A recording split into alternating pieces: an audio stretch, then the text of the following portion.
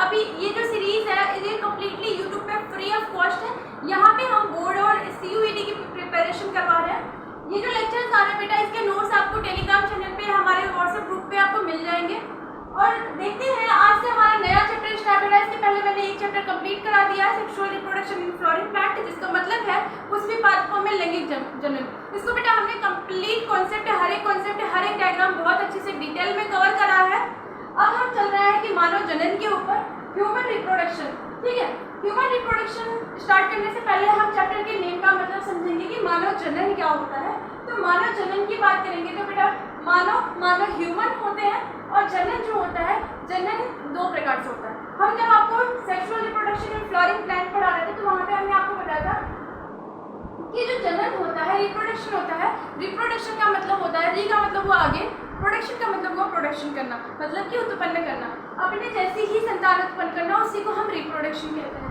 फिर हमने देखा था कि रिप्रोडक्शन के दो भाग होते हैं, एक होता है सेक्सुअल रिप्रोडक्शन, एक होता है एसेक्सुअल रिप्रोडक्शन। सेक्सुअल रिप्रोडक्शन मतलब कि लैंगिक जनन, यहाँ पे दो लिंगों की जरूरत होती है, एक एक नर होगा और एक मादा होगी। ठीक है, और लैंगिक जनन के अंदर आपको क्या जैविक विविधता देखने को मिलेगी। ठीक है, पर अगर अलैंगिक जनन की बात करेंगे तो यहाँ पे केवल एक नर हो सकता है या फिर केवल एक फीमेल की जरूरत होगी, और इसके बच्चे जो होंगे ना वो अपने पेरेंट के एकदम सेम होंगे। ठीक है, तो ये सारी चीजें हमने पढ़ी थी। अब देखो यहाँ पे हम जो मानव के अंदर देख रहे हैं, तो मानव की खास बात होती है कि यहाँ पे आपको लैंगिक जनन देखने को मिलती है। ठीक है, मानव के अंदर क्या होती है, लैंगिक जनन होता है, सेक्सुअल रिप्रोडक्शन होता है, और मानव की खास बात होती है कि ये जरायुज होते हैं, मतलब कि विविपेरस होते हैं। विविपेरस का मतलब होता है बेटा बच्चे पैदा करने वाले। ठीक है, हम ह्यूमंस अंडे नहीं देते हैं, बच्चे देते हैं। ठीक है, अब देखो लैंगिक जनन की बात करेंगे तो लैंगिक जनन के 3 इवेंट होते हैं। एक होता है पूर्व निषेचन, मतलब कि प्री फर्टिलाइजेशन इवेंट। एक होता है निषेचन, जिसमें फर्टिलाइजेशन संलयन होती है, और इसके बाद होता है पश्च निषेचन की अवस्था। पश्च निषेचन मतलब कि पोस्ट फर्टिलाइजेशन इवेंट। अब देखो बेटा जो पूर्व निषेचन होता है, इसके अंदर क्या होता है, यहाँ पे गैमीट बन रहा है, गैमीट का ट्रांसफर हो रहा है। अगर मेल है तो मेल के अंदर क्या बन रहा है, मेल के अंदर स्पर्म बन रहा है, फीमेल है तो फीमेल के अंदर ओवम बन रही है। पर अगर मेल के स्पर्म की बात करेंगे तो वो मोटाइल होता है, पर अगर फीमेल के ओवम की बात करेंगे तो ये नॉन मोटाइल होता है। इसलिए क्या करता है, मेल गैमीट जो होता है वो फीमेल रिप्रोडक्टिव ट्रैक्ट के अंदर मूव करके जाता है ना। और निषेचन क्या होगा, जब इस शुक्राणु आएंगे और अंडाणु होंगे तो आपस में मिलेंगे, उसी बात को हम फ्यूजन होगा तो उसी बात को हम निषेचन कहेंगे, जिसका फलस्वरूप जाइगोट बनता है। ठीक है, फिर हम पश्च फर्टिलाइजेशन इवेंट देखेंगे। यहाँ पे गर्भावधि जो होती है, मतलब गेस्टेशन पीरियड होता है, बच्चे का जो डेवलपमेंट होता है वो क्या होती है, पश्च फर्टिलाइजेशन इवेंट। फिर प्रसव होता है, डिलीवरी ऑफ बेबी होती है। फिर उसके बाद दूध का स्राव होता है, मिल्क सेक्रेशन होता है। ये सारे इवेंट पश्च फर्टिलाइजेशन इवेंट में आते हैं। ठीक है, अब देखो जनन पद, ये एनसीईआरटी ऐसे लिखती है कि यहाँ पे 4 इवेंट होते हैं। सबसे पहली इवेंट होती है युग्मक जनन।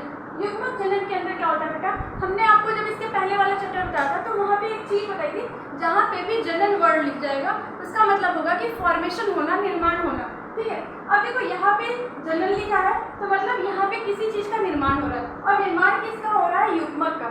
ठीक है, अब देखो युग्मक 2 प्रकार से होंगे, क्योंकि हम लैंगिक जनन की बात कर रहे हैं। तो बेटा अगर नर होगा, ठीक है, अगर हम मेल की बात करेंगे तो मेल के अंदर क्या होगा, मेल के अंदर शुक्राणु का निर्माण होगा। ठीक है, स्पर्म बनेगा। और अगर हम फीमेल की बात करेंगे, मादा की बात करेंगे, तो यहाँ पे अंडाणु बनेंगे। ठीक है बच्चे, अब देखो ये बन गया मेल और फीमेल गैमेट।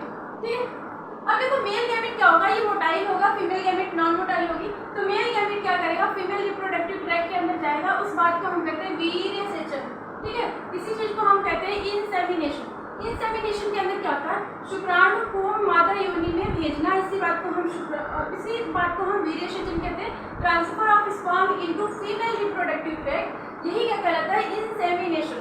ठीक है, अब इसके बाद क्या हो गया, मेल और फीमेल गैमेट पास पास आ गए, तो अब क्या होगा बेटा, फर्टिलाइजेशन होगा, निषेचन होगा। ठीक है, यहाँ पे क्या होगा, शुक्राणु और अंडाणु का संलयन होगा, फ्यूजन होगा।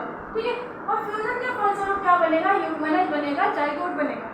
अब आपको पता है कि जाइगोट जो होता है वो सिंगल सेल होती है। ठीक है, अब जाइगोट के अंदर विभाजन होगा। अभी एक सेल है, इसके उसके अंदर 2 सेल बनेंगी, फिर क्या होगा 4 सेल बनेगी, फिर 8 सेल बनेंगी, 16 सेल बनेंगे, ऐसे करके डिवीजन होते चले जाएंगे। ठीक है, तो क्या बनेगा, मोरूला बनेगा, ब्लास्टुला बनेगा, फिर क्या होगा ब्लास्टोसिस्ट बनेंगे, है ना बेटा। अब ब्लास्टोसिस्ट को हम कहते हैं कोरक पुट्टी। ठीक है, अब यही ब्लास्टोसिस्ट क्या करेगा, गर्भाशय की दीवार, जब मैं आपको मादा जनन तंत्र पढ़ा रही थी तो वहां पे हमने एक चीज बताया था, आपको पता होगा हमारे चैनल पे संडे स्पेशल टॉपिक में एक अलग अलग टॉपिक्स हम कवर करते हैं, तो वहां पे हमने मादा जनन तंत्र को कवर किया था। तो मादा जनन तंत्र पढ़ाते टाइम मैं आपको बताई थी गर्भाशय, यूट्रस, यूट्रस के 3 लेयर होते हैं, पेरीमेट्रियम, इंडोमेट्रियम, मायोमेट्रियम, एंडोमेट्रियम। ठीक है, तो जो गर्भाशय की, इसकी गर्भाशय की जो एंडोमेट्रियम लेयर होती है बेटा, उससे क्या करता है, इसी से ब्लास्टोसिस्ट जाके अटैच हो जाता है, इसी बात को हम अंतःरोपण कहते हैं। ब्लास्टोसिस्ट कोरक पुट्टी एंडोमेट्रियम की दीवार से अटैच होता है, इस बात को हम अंतःरोपण कहते हैं। फिर क्या होती है, अब देखो, अब बेटा ये अटैच हो गया, अटैच होने के बाद क्या करेगा, यही जो युग्मनज आपको पता है जाइगोट, ये सब डिवीजन करने के बाद अब क्या करता है बेटा, अब ये एम्ब्रियो का निर्माण करेगा। ठीक है, और एम्ब्रियो बनने के बाद क्या होता है, शिशु का निर्माण होता है, फीटस का निर्माण होता है। ठीक है, तो अब ये अवस्था चलने लगेगी, जैसे ही अटैच हुआ इंडोमेट्रियम से, इंडोमेट्रियम क्या करता है, इसका भरण पोषण करता है, इसको न्यूट्रिशन प्रोवाइड करता है, न्यूट्रिशन प्रोवाइड करने से क्या होता है, एम्ब्रियो का निर्माण होता है और फीटस का निर्माण होने लगता है। और देखो, यही जो पूरा निर्माण शिशु का जो निर्माण हो रहा है, इसको हम क्या कहेंगे, इसको हम गर्भावधि कहेंगे, गेस्टेशन पीरियड कहेंगे। अगर फीमेल की बात करते हैं तो ये 9 मंथ की होती है। ठीक है, अब 9 मंथ 10 डेज की होती है। अब देखो बेटा, प्रसव की बात करते हैं, डिलीवरी होती है, यहाँ पे पार्चुरेशन इसको कहते हैं। यहाँ पे क्या होता है, शिशु का जन्म होता है, डिलीवरी ऑफ बेबी होती है।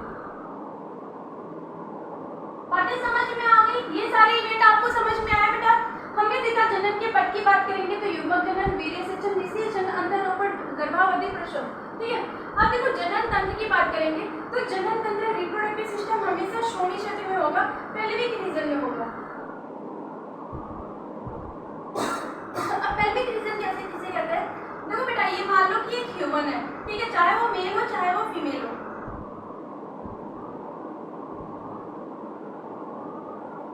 ये उसकी बॉडी है, ये पैर हो गए। अब देखो, बॉडी में क्या होंगे, 3 पार्ट्स में हम डिवाइड कर सकते हैं। ये वाला जो पार्ट होगा इसको हम कहेंगे वक्ष गुहा। ठीक है, और ये वाला जो पार्ट होगा इसको हम कहेंगे उदर गुहा, एब्डोमेन रीजन। ठीक है, और ये वाला जो पार्ट होगा इसको हम कहेंगे श्रोणि क्षेत्र। अब आपको समझ में आया कि जो जनन तंत्र होगा वो यहाँ पे प्रेजेंट होगा। ठीक है, इसको इसी बात को हम कहते हैं श्रोणि क्षेत्र। और देखो, जनन तंत्र जो होते हैं बेटा वो 2 भाग से डिवाइड होते हैं। पहला होता है प्राथमिक जनन, दूसरा होता है द्वितीयक या फिर सहायक अंग। ठीक है, प्राथमिक जनन अंग का काम होता है युग्मक जन्म करना, गैमेटोजेनेसिस, मतलब कि युग्मक का निर्माण करना। हमने आपको युग्मक का निर्माण अच्छे से बता दिया है, वो काम किसका होता है, प्राथमिक अंग का। ठीक है, और सेकेंड प्राथमिक अंग का एक और काम होता है हार्मोन का सेक्रेशन करना। अभी मैं आपको मेल और फीमेल के अंदर बताऊंगी कैसे युग्मक जनन हो रहा है, कैसे हार्मोन सेक्रेट हो रहा है, कौन कौन से हार्मोन है, हर एक चीजें डिटेल में पढ़ेंगी। ये एक ओवरव्यू है चैप्टर का। ठीक है, फिर द्वितीय अंग का काम होता है, ये इसी को हेल्प करती है और ग्रोथ एंड डेवलपमेंट करवाती है प्राइमरी अंग के। इतनी बातें समझ में आई। हमने देखा कि मानव जनन के अंदर लैंगिक जनन होता है और ये जरायुज होते हैं। फिर हमने देखा कि लैंगिक जनन की 3 अवस्थाएं होती है, pre fertilisation, fertilisation, post fertilisation. फिर हम जनन के पद देखते हैं, स्टेप्स ऑफ रिप्रोडक्शन देखते हैं, तो gametogenesis, insemination, fertilisation, implantation, gestation, parturition. ठीक है, युग्मक जनन, वीर्यसेचन, निषेचन, अंतःरोपण, गर्भावधि, प्रसव, ये सारी चीजें हमने देखी। फिर हमने देखा कि जनन तंत्र जो होता है वो श्रोणि क्षेत्र में होता है और जनन तंत्र को हम 2 भाग से डिवाइड कर सकते हैं। एक होता है प्राथमिक अंग और दूसरा होता है द्वितीयक या फिर सहायक अंग। प्राथमिक अंग का काम क्या होता है, युग्मक जनन करना, हार्मोन का सेक्रेशन करना, और सेकेंडरी अंग का काम होता है हेल्प करता है growth and development of primary organs. ठीक है, उम्मीद करते हो कितनी बातें समझ में आई होगी। जल्दी से स्क्रीनशॉट ले लीजिए, फिर हम आगे बढ़ते हैं। बेटा जल्दी से स्क्रीनशॉट ले लीजिए। अभी तक की चीजें बेटा आपको समझ में आई होंगी। हमने देखा देखा कि रिप्रोडक्शन क्या होता है, फिर हमने देखा कि रिप्रोडक्शन कितने प्रकार के होते हैं, सेक्सुअल रिप्रोडक्शन, एसेक्सुअल रिप्रोडक्शन। इस पर्टिकुलर चैप्टर के अंदर हम देख रहे हैं कि मानव जनन अंग के बारे में देख रहे हैं। तो मानव जनन होता क्या है ये भी हमने देखा कि हम क्या है, हम सेक्सुअली रिप्रोड्यूसिंग ऑर्गेनिज्म है और हमारे अंदर जरायु ऊर्जा देखने को मिलती है, ठीक है।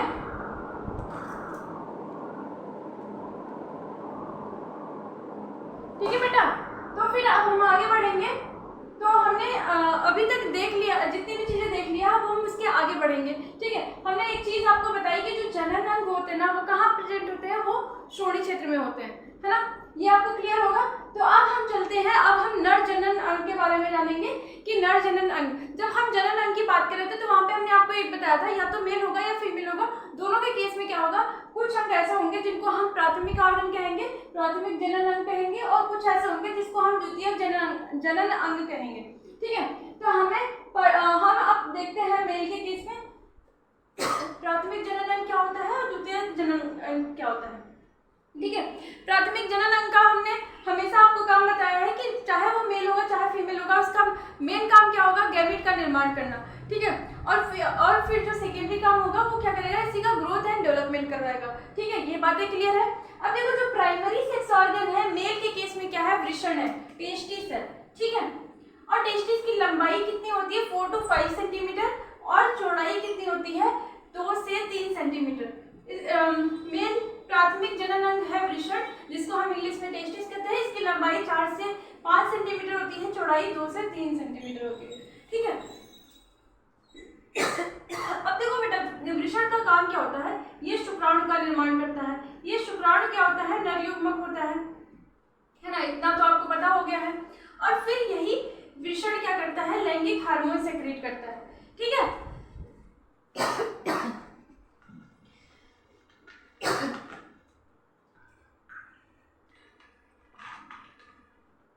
बातें समझ में आई। अब देखो ये वृषण जो होता है, वृषण कहाँ होता है, श्रोणि क्षेत्र में। वृषण कोष स्क्रोटम में होता है, जो शरीर के बाहर होता है। जैसे मैंने आपको जो स्ट्रक्चर बताई थी बेटा, हाथ हो गए, तो ये श्रोणि क्षेत्र हो गया। यहाँ पे क्या होगा, यहाँ पे मेल जनन तंत्र होगा, ठीक है, नर जनन तंत्र यहाँ पे होगा। और यहाँ पे आपको कुछ ये वृषण जो होगा यहाँ पे स्क्रोटम के अंदर आपको देखने को मिलेगा, ठीक है।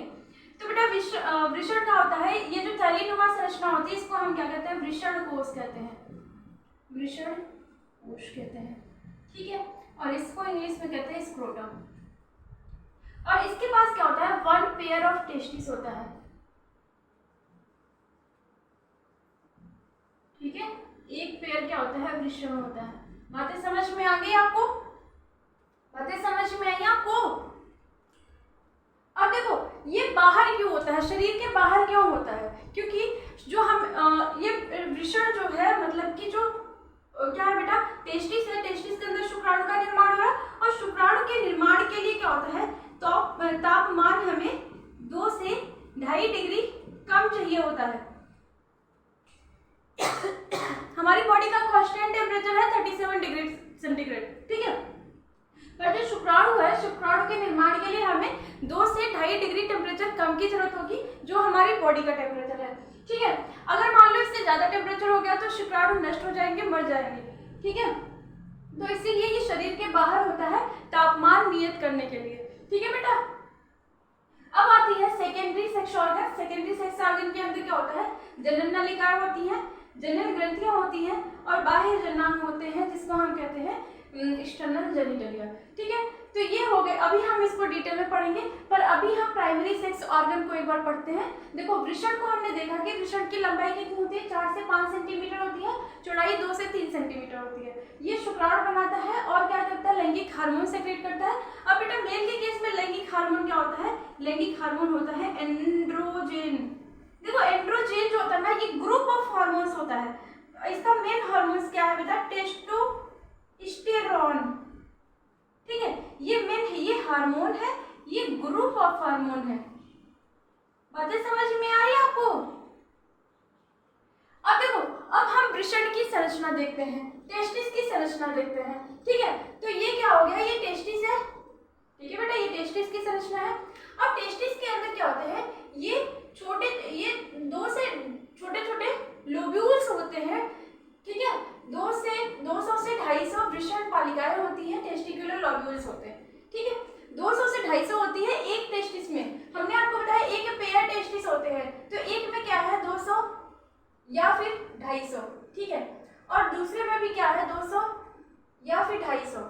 तो पूरे मिला के कितने हुए, अगर पूरे की बात करेंगे तो 500 हो गए या फिर 400, मतलब 400 से 500 टेस्टिकुलर लोब्यूल्स होते हैं। बातें समझ में आ रही? अब देखो एक लोब्यूल की बात करेंगे तो यहाँ पे कुंडली 1 से 3 सेमनीफेरस ट्यूब्यूल्स होते हैं। सेमनीफेरस ट्यूब्यूल्स को हम कहते हैं शुक्राणु जनन नलिकाएं, ठीक है, ये शुक्राणु जनन नलिकाएं हैं।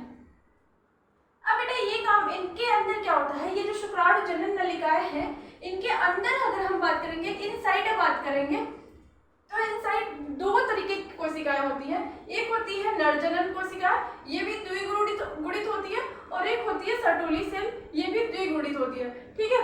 अब मेल जर्म सेल जो होती है उसको हम स्पर्मेटोगोनिया भी कहते हैं, है ना। और यही जो मेल जर्म सेल होती है स्पर्मेटोगोनिया, ये क्या करती है अपने अंदर अर्धसूत्रीय विभाजन मेयोसिस करती है, और मेयोसिस के फलस्वरूप ये क्या बनाती है, शुक्राणु स्पर्म का निर्माण करती है, ठीक है। बातें समझ में आ गई।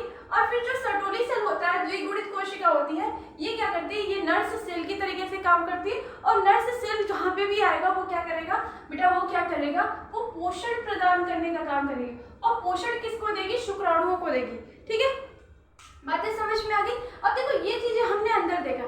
चलो एक आपसे क्वेश्चन पूछते हूँ बेटा, यहाँ पे हमने बताया सर्टोली सेल पोषण देने का काम करती है। अभी जब हम इसके पहले वाला चैप्टर पढ़ रहे थे तो वहाँ पे भी हमने पोषण देने का काम बताया था आपको। जब पॉलन ग्रेन बन रहा था तो वहाँ पे पॉलन ग्रेन को पोषण कौन देता था, कमेंट सेक्शन में आप रिप्लाई करोगे बेटा। पॉलन ग्रेन को कौन सी लेयर, एंथर की मतलब परागकोश की कौन सी लेयर होती थी जो कि पॉलन ग्रेन को पोषण प्रदान करती थी, कमेंट सेक्शन में आंसर करेंगे।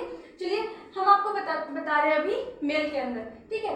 तो मेल के अंदर शुक्राणु बन रहा, शुक्राणु को सर्टोली सेल नरिशमेंट प्रोवाइड करती है, ठीक है। तो बेटा अभी जो हमने क्वेश्चन पूछा था उसका आंसर था कि परागकोश को हमने देखा था कि परागकोश की 4 लेयर होती थी। एक होता था बाहर की एपिडर्मिस, फिर एंडोथीसियम, फिर मिडिल लेयर, फिर टैपिटम होती थी। तो टैपिटम ही नरिशमेंट प्रोवाइड करने का काम करती थी, ठीक है। तो याद रखेंगे पीछे की भी चीजें सारी। अब देखो बेटा शुक्राणु को पोषण कौन प्रदान करे, सर्टोली सेल। तो ये हमने देखा कि शुक्राणु जनन नलिकाएं जो होती हैं उसके अंदर जो सेल्स होती हैं ये 2 तरीके की सेल्स होती हैं। एक होता है नरजनन कोशिका, एक होता है सर्टोली कोशिका, ठीक है। नरजनन कोशिका मेयोसिस करके अर्धसूत्रीय विभाजन करके शुक्राणु का निर्माण करती है, और सर्टोली सेल का काम क्या होता है, ये शुक्राणु को पोषण देने का काम करते हैं, ठीक है। फिर अगर हम इसी सेमनीफेरस ट्यूब्यूल के बाहर देखेंगे तो बाहर क्या होंगे, बाहर बेटा इसके बाहर क्या होती है, अंतराली कोशिकाएं होती हैं, अंतराली स्थल होते हैं। और बाहर जो भी जगह होता है उसको हम क्या कहेंगे, खाली जगह, उसको इंटरस्टिशियल स्पेस कहेंगे। और इस इंटरस्टिशियल स्पेस के अंदर क्या होता है, लेडिक सेल प्रेजेंट होती है। अभी तक हम जब सेमनीफेरस ट्यूब्यूल के अंदर एक कौन सी कोशिका होती थी, कौन सी कोशिका होती थी, 2 कोशिकाएं होती थी, एक होती थी सर्टोली सेल और होती है मेल जर्म सेल। बट बाहर अगर हम देखेंगे तो बाहर अंतराली स्थल होती है, मतलब जो खाली जगह होते हैं उसको हम क्या कहते हैं, वहाँ पे लेडिक सेल्स प्रेजेंट होती है। और लेडिक सेल का काम क्या होता है बेटा, ये एंड्रोजन या फिर टेस्टोस्टेरोन। एंड्रोजन अभी हमने आपको बताया कि ग्रुप ऑफ हार्मोन्स होता है, और उसका मेन हार्मोन्स क्या होता है, टेस्टोस्टेरोन, ठीक है। तो आपको ये समझ में आ गया कि कहाँ पे ये जो लैंगिक हार्मोन यहाँ पे लिखा हुआ है, तो वो लैंगिक हार्मोन कहाँ से सेक्रेट हो रहा है, लेडिक सेल से सेक्रेट हो रहा है, ठीक है। तो ये बातें समझ में आई बेटा। अब देखो बाहर ना इंटरस्टिशियल स्पेस जो है उसमें तो ये तो लेडिक सेल होती है, लेडिक सेल के साथ साथ कुछ और भी सेल्स होती हैं जैसे कि प्रतिरक्षक कोशिकाएं, ठीक है, इम्यूनोलॉजिकली कॉम्पिटेंट सेल्स प्रेजेंट होती है, ठीक है। ये बातें समझ में आ गई आपको। हमने देखा टेस्टिस का डायग्राम, टेस्टिस के अंदर आपको दिखाया हमने कि यहाँ पे 200 से 250 वृषण पालिकाएं टेस्टिकुलर लोब्यूल्स होती हैं। हर एक लोब्यूल के अंदर 1 से 3 कुंडलित सेमनीफेरस ट्यूब्यूल या फिर शुक्रजनन नलिकाएं प्रेजेंट होती हैं, ठीक है। अगर हम इस शुक्रजनन नलिकाओं की बात करेंगे तो शुक्रजनन नलिकाओं के भीतर क्या होती हैं, 2 सेल्स प्रेजेंट होती हैं। एक होती है नरजनन कोशिका मतलब कि मेल जर्म सेल, इसको हम क्या कहते हैं, स्पर्मेटोगोनिया भी कहते हैं। इसके अंदर मियोसिस अर्धसूत्री विभाजन होता है, जिससे क्या बनता है, शुक्राणु बनता है। फिर हमने देखा कि सर्टोली सेल्स प्रेजेंट होती है, ये द्विगुणित कोशिकाएं होती है और जो कि नर्स सेल की तरीके से काम करती है। और नर्स किसका करती है, मतलब पोषण किसको देती हैं, तो पोषण ये देती है शुक्राणुओं को। ठीक है बेटा। फिर हमने देखा जो सेमिनिफेरस ट्यूबुल होती है उसके बाहर जो स्थल होते हैं, अंतरालीय स्थल, खाली जगह होती है, उसको इंटरस्टिशियल स्पेस कहते हैं। और यहाँ पे लेडिक सेल प्रेजेंट होती है। लेडिक सेल का मेन काम क्या होता है, ये एंड्रोजेंस या फिर उसका मेन हार्मोन क्या होता है, टेस्टोस्टेरोन, इसका सेक्रेशन करती है। और साथ ही साथ कुछ और भी सेल्स प्रेजेंट होती हैं जिसको हम कहते हैं प्रतिरक्षक कोशिकाएं और इम्यूनोलॉजिकली कॉम्पिटेंट सेल भी पाई जाती हैं। ठीक है, तो उम्मीद करती हूँ इतनी बातें आपको समझ में आई होंगी। एक बार हम समराइज कर देते हैं। हमने देखा नर जनन तंत्र। नर जनन तंत्र के हमने दो भाग देखे, प्राथमिक सेक्स ऑर्गन, प्राथमिक जनन अंग और सेकेंडरी सेक्स ऑर्गन। प्राथमिक जनन अंग में आता है मेल का वृषण, टेस्टिस, और सेकेंडरी सेक्स ऑर्गन्स के अंदर आते हैं जनन नलिकाएं, जनन ग्रंथियां, बाह्य जननांग। वृषण की बात करेंगे तो वृषण की लंबाई 4 से 5 सेंटीमीटर होती है, चौड़ाई 2 से 3 सेंटीमीटर होती है। और वृषण का काम क्या होता है, शुक्राणु का निर्माण करना, लैंगिक हार्मोन्स को सेक्रेट करना। और ये लैंगिक हार्मोन क्या है, एंड्रोजन है। एंड्रोजन ग्रुप ऑफ हार्मोन्स होता है, इसका मेन हार्मोन होता है टेस्टोस्टेरोन। ठीक है। फिर हमने देखा कि जो वृषण होता है शरीर के बाहर वृषण कोष में प्रेजेंट होता है, एक पेयर प्रेजेंट होता है। ठीक है, एक पेयर होता है और ओवल इन शेप होता है। ठीक है, ये बातें भी याद रखेंगे। अंडाकार होता है।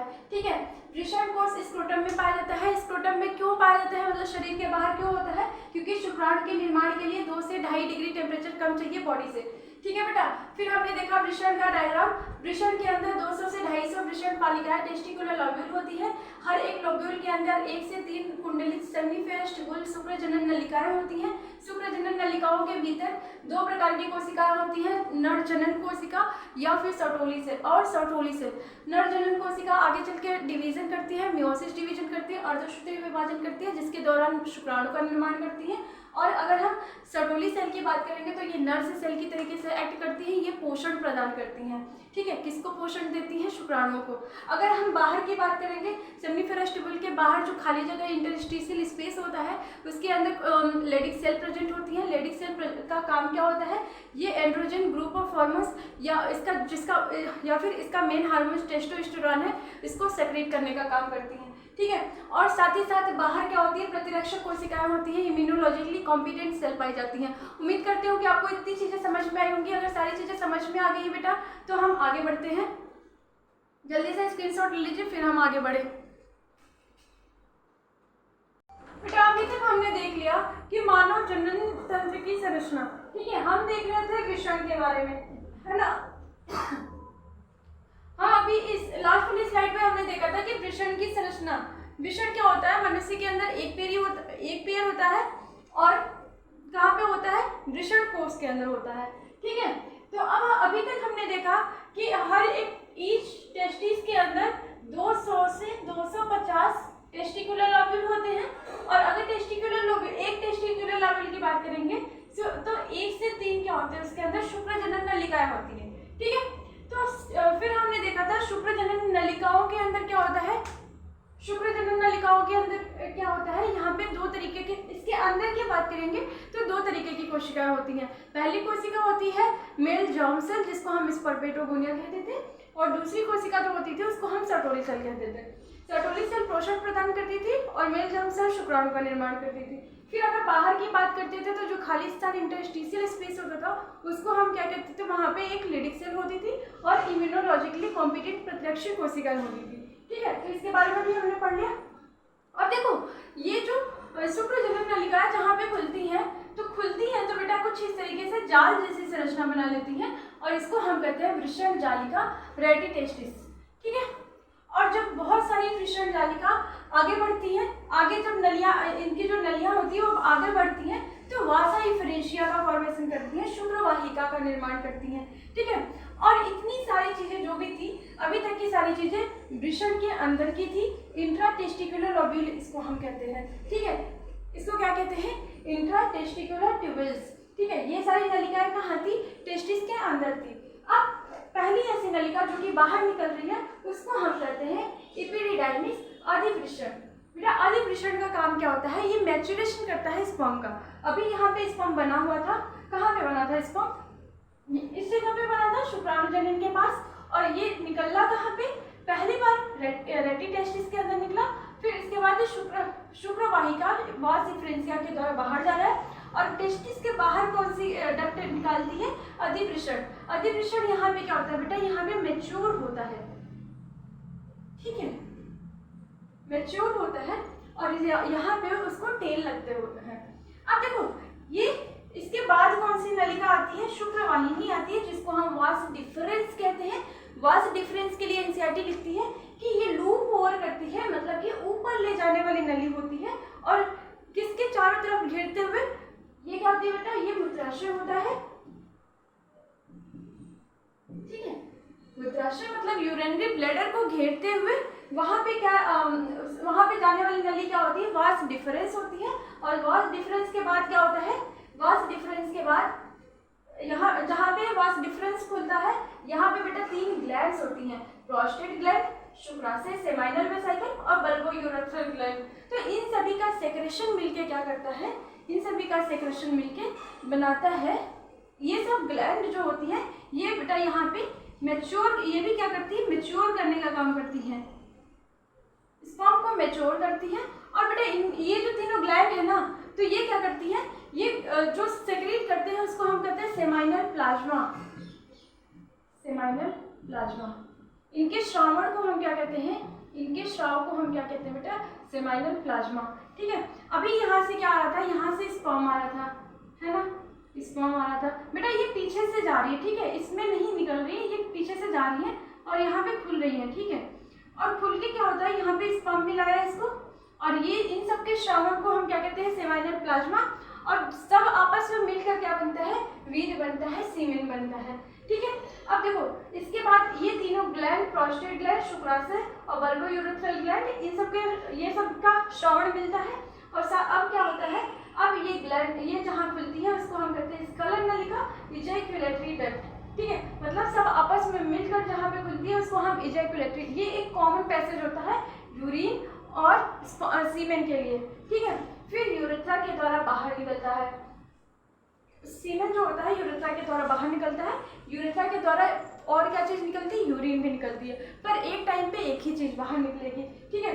और ये इसके बाद क्या आता है, शिश्न या फिर पेनिस। बातें समझ में आ गई। अब देखो अभी हमने 3 ग्रंथियों की बात की, और ये ग्रंथियाँ कौन कौन सी हैं बेटा, ग्रंथियाँ क्या है, सेमाइनल वेसिकल, शुक्राशय, single prostate gland, prostate gland. ये जो शुक्राशय है ये संख्या में 2 होते हैं, मतलब कि एक जोड़ी होती है, ठीक है। बल्बोयूरेथ्रल ग्लैंड, इसी को एक और चीज कहते हैं कॉपर्स ग्लैंड। बेटा कॉपर्स ग्लैंड जो होती है ये क्या करती है, ये लुब्रिकेशन का काम करती है, ठीक है। अब इन तीनों ग्रंथियों के श्रावण को हम क्या कहते हैं, सेमाइनल प्लाज्मा, ठीक है। अब सेमाइनल प्लाज्मा के अंदर क्या होती है, फ्रक्टोज होता है, सिट्रिक अम्ल होता है, कैल्शियम होता है और कुछ एंजाइम्स होते हैं। अब देखो सेमाइनल प्लाज्मा प्लस स्पर्म मिलकर वीर्य बनाता है, बहिर्जननांग। अब हम बहिर्जननांग की बात करेंगे। जो मेल होता है, मेल का बहिर्जननांग क्या होता है, शिश्न होता है, पेनिस होता है, ये इरेक्टाइल उतक का बना होता है, ये उत्तेजक की तरीके से काम करता है, ठीक है। और पेनिस का फूला हुआ सिरा जो होता है उसको हम शिश्न मुंड कहते हैं, glans penis. Glans penis foreskin या फिर त्वचा के द्वारा ढका होता है, फोरस्किन को हिंदी में हम त्वचा कहते हैं, और ये इसकी ओपनिंग जो होती है इसको हम यूरेथ्रल मीटस कहते हैं। उम्मीद करती हूँ कि सारी चीज़ें आपको समझ में आई होगी। आज हमने देखा कि मानव जननांग क्या होता है, मानव जो होता है, मनुष्य जो होता है वो सेक्सुअली रिप्रोडक्शन होता है, जरायु जो होता है वो विविपैरस होता है। फिर हमने देखा कि जो जनन अंग होता है वो श्रोणी क्षेत्र में प्रेजेंट होता है। जनन अंग 2 भाग में डिवाइड होता है, एक होता है प्राथमिक जननांग, दूसरा होता है द्वितीयक जननांग। प्राथमिक जननांग का काम क्या होता है, प्राथमिक जननांग का काम होता है ये गैमेट का निर्माण करता है और साथ ही साथ सेक्स हार्मोन्स को रिलीज करता है। फिर हमने देखा कि सेकेंडरी का काम क्या होता है, बेटा सेकेंडरी ऑर्गन जो होते हैं वो प्राइमरी के ग्रोथ और डेवलपमेंट के लिए रिस्पॉन्सिबल होते हैं, ठीक है। फिर हमने देखा कि जो जनन होता है उसके 6 स्टेप्स हमने देखा। सबसे पहले क्या होता है, गैमेटोजेनेसिस, गैमेट का निर्माण होता है। फिर क्या होता है, इंसेमिनेशन होता है, जो गैमेट बना हुआ है स्पर्म और फीमेल का जो ओवम है, स्पर्म का क्या होगा, फीमेल के रिप्रोडक्टिव ट्रैक्ट में छोड़ा जाएगा, इसी बात को हम कहते हैं इंसेमिनेशन। और फिर हम फिर हमने देखा कि फर्टिलाइजेशन, ठीक है, अभी स्पर्म आ गया, स्पर्म ओवम के पास पहुंच गया, तो इस चीज़ को हम फर्टिलाइजेशन कहते हैं। फर्टिलाइजेशन के बाद इम्प्लांटेशन होता है, प्रत्यारोपण होता है।